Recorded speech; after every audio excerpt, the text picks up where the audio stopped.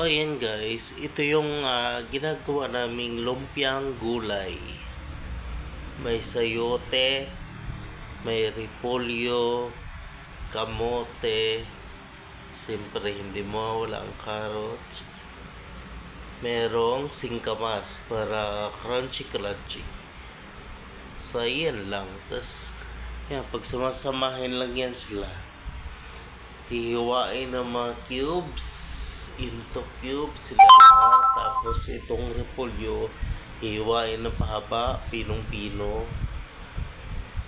Yan sila.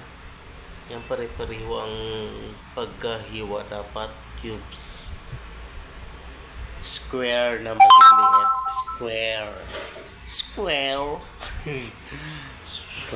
Square na maliliit. Yan ang ginagawa namin lumpiang gulay guys. Kasi pwede pang merienda, pwede rin siya pang ulam. Yan, tapos binabalot ng lumpia wrapper. Yung kabibili lang ng lumpia wrapper, yan nakapatong doon. Mainit pa. Mahal-mahal lang ngayon, kaya tipid-tipid. Gulay-gulay muna. Gulay. Bili na kayo. Charot.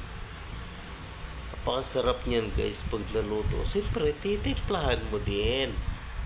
Asin. Magic sarap, paminta. Yun lang, toyo. Yun. Titimplahan mo rin siya para masarap siya. Tapos palalamigin bago mo siya babalutin ng lumpia wrapper. Diva guys. Sobrang sarap niyan.